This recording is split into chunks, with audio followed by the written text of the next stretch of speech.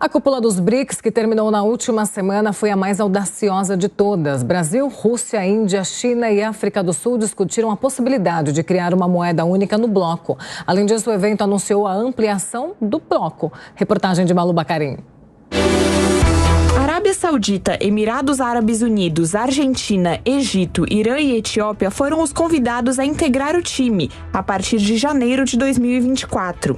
Na linguagem diplomática, o termo convite é apenas uma formalidade técnica, já que os países haviam protocolado o pedido de ingressar no bloco. A expansão já era esperada e se tornou o principal tema da cúpula, realizada em Joanesburgo, na África do Sul. Para o presidente da China, Xi Jinping, a ampliação histórica antecipa um futuro radiante para o bloco.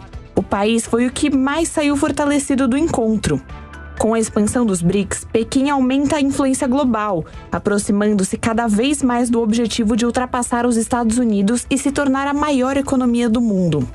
Nas redes sociais, o presidente Lula deu as boas-vindas aos novos integrantes e dedicou uma mensagem especial ao argentino Alberto Fernandes, o chamando de grande amigo do Brasil e do mundo em desenvolvimento.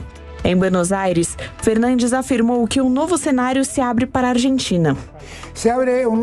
Seremos protagonistas de um destino comum num bloco que representa mais de 40% da população mundial e, ao mesmo tempo, continuaremos fortalecendo nossas relações frutíferas, autônomas e diversas com outros países do mundo.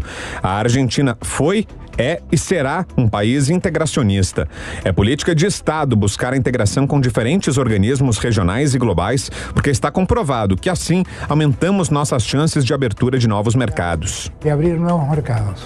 A Argentina enfrenta uma grave crise econômica, com inflação anual de 115%. Cerca de 40% da população vive na pobreza. O país terá eleições presidenciais no final de outubro e os dois principais candidatos da oposição, Javier Milei e Patrícia Bullrich, se opõem ao ingresso aos BRICS. Mas a decisão já foi tomada pelo governo atual. A cúpula também foi marcada pela ausência do presidente da Rússia, Vladimir Putin. O ministro das Relações Exteriores, Sergei Lavrov, representou o país em Joanesburgo. Moscou não explicou o motivo da decisão. Putin é alvo de um mandado de prisão do Tribunal Penal Internacional por conta da guerra na Ucrânia. A África do Sul é signatária do TPI e, com isso, o russo poderia ser preso se fosse ao país. Mas ele ainda assim participou à distância e comentou a cúpula em um vídeo.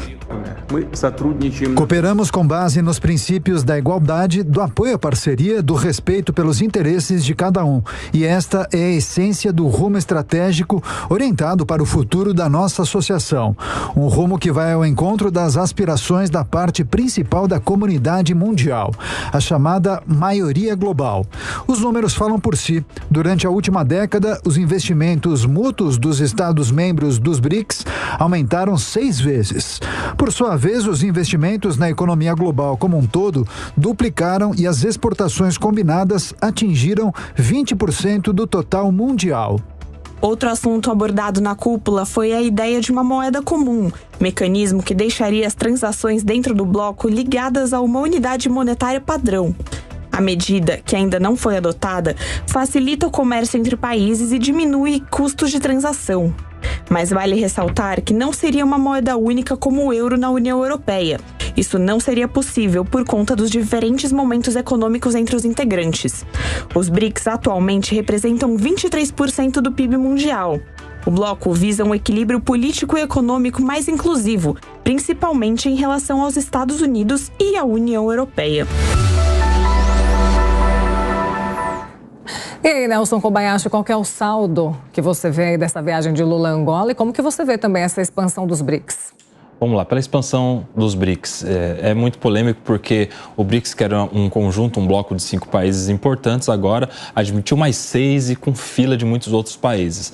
Essa admissão dos novos países, pela natureza, pelas características de boa parte ou da maioria desses países, fez com que se criasse uma crítica contra o BRICS dizendo que o BRICS agora é um bloco antidemocrático, justamente porque boa parte desses países não respeitam direitos humanos fundamentais. A exemplo do Irã, que tem uma história de opressão contra os direitos das mulheres, por exemplo. Curiosamente, na sequência do segundo dia dos BRICS, da cúpula dos BRICS, em que o presidente Lula fez uma afirmação de que o respeito, o empoderamento das mulheres é pré-condição para o desenvolvimento econômico e social de um país, ou seja, um discurso que vai na contramão dessa admissão.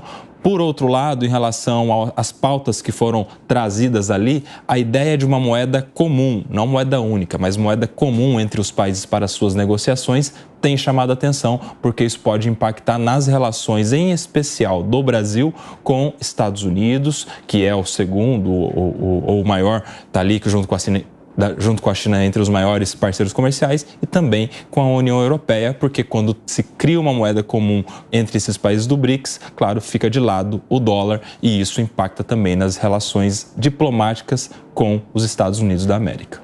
Agora, tem a questão envolvendo, você mencionou os Estados Unidos e tal, nesse combo todo, a gente não pode ignorar jamais, né, Koba, como a China também usa esse processo para se fortalecer, e a gente vem acompanhando, a crise dos chips, que dividiu o globo em duas metades, aqueles que estavam do lado dos Estados Unidos, os que estavam do lado dos chineses. Uma discussão sobre a adoção de tecnologias e de algumas companhias recusarem produtos de origem chinesa, ainda que uma pequena parcela tenha sido produzido por lá, ou seja, essa divisão, essa cisão, ela encontra eco nesses eventos quando essas alianças vão sendo feitas. E à medida em que ela traz mais parceiros para o bloco, ela se fortalece nessa queda de braço. Ou seja, no fim do dia, talvez os chineses tenham ganhado mais do que os outros nesse pacote, não?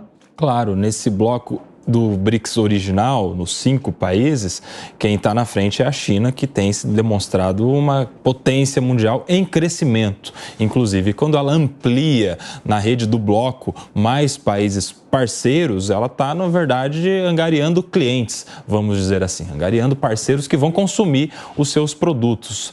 Vamos nos lembrar que a China exporta muito. É claro que aquela crítica sobre o social, né, os direitos trabalhistas, as condições de trabalho dos chineses que geram esse custo baixo e, por consequência, o acesso e a facilidade da oferta do produto para o restante do mundo, mas a China explora muito bem essa questão de parcerias com outros países. Até na guerra entre a Rússia e a Ucrânia, a China levou vantagem comprando parte daqueles produtos que a Rússia estava proibida de vender, mas que a China comprava e revendia. E isso faz com que a China cresça cada vez mais. Quem está atento com isso é, em especial, os Estados Unidos, porque onde a China entra, os Estados Unidos perde. E aí a gente, claro, fica numa situação muito complicada, porque o Brasil, diferentemente de alguns outros países, é parceiro dos dois. Por isso é que precisa ter uma boa relação diplomática. O presidente Lula precisa também se atentar a isso para a gente não fechar portas